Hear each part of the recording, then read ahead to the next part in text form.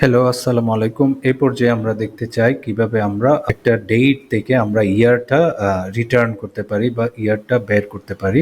কত সাল সেইটা আমরা বের করতে চাই। তাহলে আমাকে যেই ফাংশনটা ইউজ করতে হবে সেই ফাংশনটা হলো, যেমন আমাকে এই যে এখন যে বর্তমানে যে ডেটটা আছে 7/18/2025, দ্যাট মিনস জুলাই মাসের 18 তারিখ 2025।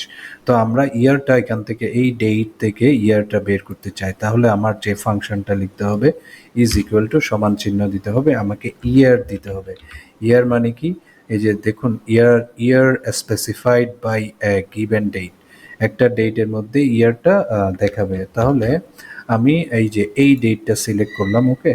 এই যে অলরেডি একটা রেজাল্ট দেখাচ্ছে 2025, ওকে। আমরা এটা ক্লোজ করলাম ফার্স্ট ব্র্যাকেট, এবং আমরা যদি এইটা যদি এন্টার দেই তাহলে আমরা এই রেজাল্টটা পাবো 2025। দ্যাট মিনস এই ডেটে যা আছে তার থেকে ইয়ারটা বের করতে চাই, তাহলে 2025।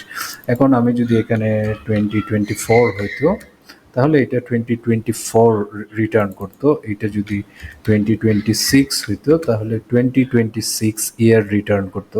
তাহলে আমরা যেহেতু বর্তমানে 25-এ আছি, 2025, তাহলে 2025 হলো এই রেজাল্ট।